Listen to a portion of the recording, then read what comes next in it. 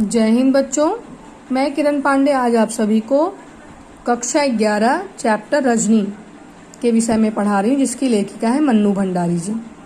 और रजनी ये बहुत चर्चित धारावाहिक भी बना हुआ था इस नाम से, और जो कि टीवी सीरियल पर यह दिखाया गया था। रजनी एक ऐसी औरत की कहानी है जो कि अधिकार के लिए वो क्या कर समाज से लड़ बैठती है, और इसकी लेखिका है मन्नू भंडारी जी। ये एक नाटक है और इसमें लिखा है कि मध्यम वर्गीय परिवार के फ्लैट का एक कमरा है। मतलब ये सीन अलग अलग चीज़ों में दिखाया गया है नाटक के जरिए। और एक महिला रसोई में व्यस्त है। घंटी बजती है और बाई दरवाज़ा खोलती है। रजनी प्रवेश करती है। रजनी बोलती है कि लीला बहन कहाँ हो, बाजार नहीं चलना। लीला आती है और हाथ पोंछती निकलती, कहती चलना तो है, लेकिन अभी अमित का रिजल्ट आ रहा होगा। अमित उनके बेटे का नाम है उसके, जो कि आज उनका रिजल्ट आने वाला है। तो रजनी कहती है अरे वाह, तब तो मिठाई खाकर ही जाऊंगी। अमित तो पढ़ने में नहीं, तुमको मिठाई भी बढ़िया खिलानी पड़ेगी। सूजी के हलवे से काम नहीं चलने वाला, मैं अभी से बता देती हूँ। और फिर लीला हंसकर नहीं, मैं तुम्हें अच्छी मिठाई खिलाऊंगी, मैंने पहले ही मंगवा कर रखी है, केसर या रसमलाई, अमित को बहुत पसंद है। रजनी देखा, मुझे अपने घर में ही केसर की सुगंध आ गई थी, बाजार का तो बहाना करके चली आई, वरना तुम तो मुझे काट ही देती। लीला कहती कैसे ही बात करती हो, तुम ही तो एक बच्ची हो जो कि अमित जिसे हर बातें तुमसे ही शेयर करता है, मैं तुमको मिठाई अवश्य खिलाती हूँ। फिर रजनी कहती है कि अमित बहुत ही मेधावी बच्चा है और देखना अमित आगे चल कर के बहुत अच्छा इंसान बनेगा, बस सब तुम्हारा ही आशीर्वाद है। फिर घंटी बजती है और लीला एक तरह से दौड़ते हुए दरवाजा खोलती है। अमित का प्रवेश। रोज की तरह भारी बस्ती की जगह एक हल्का सा थैला है। अमित को बाहों में भरने के लिए दोनों बाहें फैलाकर आगे बढ़ती है। रजनी कांग्रेचुलेशन अमित, बधाई देने के लिए रजनी आंटी पहले से ही मौजूद है। अमित का चेहरा उतरा हुआ है, पर दोनों में से अभी तक उस पर किसी का ध्यान नहीं गया। अमित आंसू भरी आंखों से थैले में से रिपोर्ट निकालकर माँ की ओर फेंकते हुए, अमित लो देखो क्या हुआ मेरे रिजल्ट का, मैंने कितना कहा था कि मैथ्स में ट्यूशन लगवा दीजिए, वरना मेरा रिजल्ट बिगड़ जाएगा। बस वही हुआ, मैथ्स में तो पूरे नंबर आ सकते हैं, रिजल्ट बिगड़ सकता है। रिपोर्ट रजनी देखने लगती है। लीला उसे अपनी बाहों में भरकर अपने बेटे को दिलासा देती है। फिर लीला पर तू तो सारे सवाल ठीक करके आया था। मतलब वो लीला अपने बेटे से पूछती है तुम तो सारे सवाल ठीक करके आए थे, फिर 4-5 नंबर अगर काट लेते तो काट लेते सफाई उफाई में। लेकिन फिर रजनी कहती रिपोर्ट देखते हुए कुल 72 नंबर ही मिले हैं।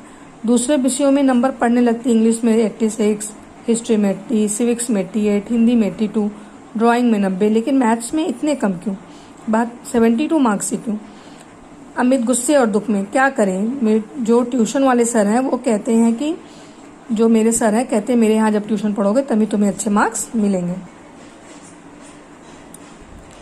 लीला अपराधी की तरह सफाई देते हुए, मुझे अंग्रेजी को लेकर को थोड़ी परेशानी थी, मुझे लगता था कि अंग्रेजी इसको सही से नहीं आती तो मैंने ट्यूशन करवा दी थी, लेकिन अब 2 ट्यूशन की फीस भरना और ये भी आर्थिक समस्या मेरी बहुत ज़्यादा हो जाती, इसलिए मैंने इसको मैथ्स की ट्यूशन नहीं लगवाई है। रजनी की भौहों में एकाएक बल पड़ जाते हैं। मतलब वो गुस्से में आ जाती है और रोते हुए अमित को खींचकर अपने पास सटा लेती, बोलती रो मत, चलो मेरे साथ, तुम्हें अच्छी तरह से याद है ना तुमने पेपर ठीक से किया है। अमित स्वीकृत में सिर हिलाता है कि हाँ, पापा के साथ दोबारा पेपर करने से पहले दोस्तों से या किताबों से उन सवालों को जवाब दो तो नहीं देख लिए थे। अमित नहीं, जो कि त्यों आकर घर करके दिए थे, हमको आते थे वे सारे सवाल। मैथ्स के सर कौन है? अमित कहता है मिस्टर पाठक। कितने लड़के ट्यूशन लेते हैं उनसे? अमित कहता है 22 साल के शुरू में तो 8 लेते थे, फिर पहले टर्मिनल के बाद में 15 हो गए, हाफ ईयरली के बाद 7 लड़कों ने और लेना शुरू कर दिया। मुझसे तो तभी से कह रहे थे, हाफ ईयरली में तो इतनी 96 नंबर आए थे, इसी ने बताया था क्लास में सबसे ज़्यादा। रजनी कहती है उसके बाद भी तो कहते हैं ट्यूशन लो।